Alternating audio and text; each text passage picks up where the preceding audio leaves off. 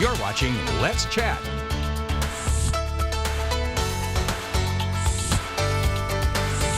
We're getting into that time of year where more and more Americans are preparing more and more food, getting ready for the holidays. And unfortunately, it's also the time of year where we see more and more food-related illnesses, and not just in the illness category either.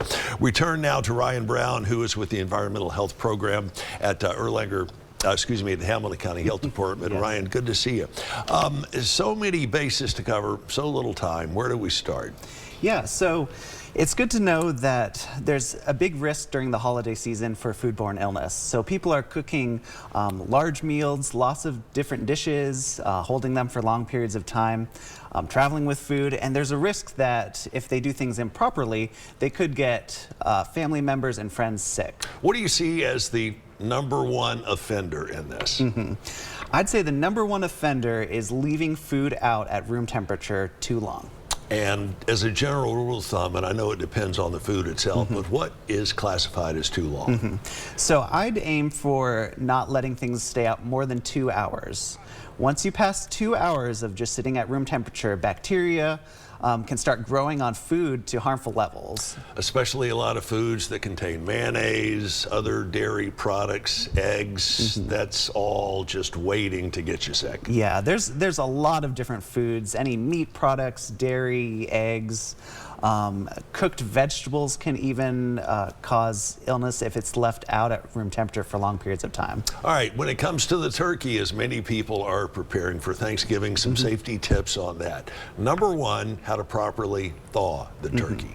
Yes, so planning ahead, and I know that's sometimes difficult to think about in the busyness of the holiday season, but trying to give yourself enough time to thaw out a large frozen turkey in the refrigerator several days in advance. And you can look online to see how long a frozen turkey of different sizes would need to thaw out in a refrigerator. And what happens if you don't thaw it out in the refrigerator? What happens if you put it in a 5-gallon bucket and just leave it in the garage? You're inviting trouble. Yes, you're inviting lots of trouble. So leaving a turkey out overnight to thaw out before Thanksgiving is a recipe for disaster. And so you will get bacteria growing, you'll get all sorts of nasty things happening to your turkey, which you're wanting to cook the next day. And remember, it does take several days to safely thaw a turkey in the refrigerator. And as Ryan said, you can find that out online. What about it when it comes to cooking the turkey itself? A lot of people, me included, always deep fry the turkey, and that is ripe with hazard. Yes, so obviously there's a lot of fire safety hazards when it comes to deep frying turkeys, and so making sure you are following best procedures for that to make sure you're not starting any fires in your house or neighborhood. And then also making sure you're thoroughly cooking the turkey. And so we always recommend using probe thermometers to stick into the thickest part of a turkey to make sure you fully cooked it, because there's nothing worse than carving a turkey and then realizing the inside is raw. You are absolutely correct. All right, what about storing the leftovers? After the big meal's done, a lot of times people tend to leave it out for several hours before they start putting it away. Bad idea. Right. So really, when you're done eating food, you want to take all of those dishes and get them in the refrigerator or freezer as soon as possible. The faster you can get the food cold, the safer it's going to be, and the safer it's going to be to then have for the next couple days. All right, and as it comes to so many other things, the importance of regularly washing your hands during the food prep.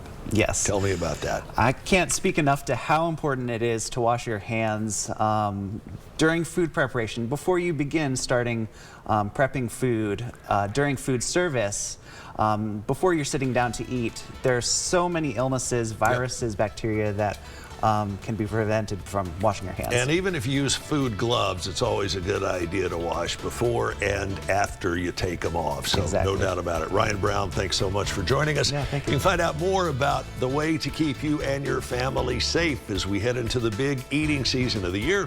Health.HamiltonTN.gov. Health.HamiltonTN.gov. We'll be right back with more of Let's Chat after this.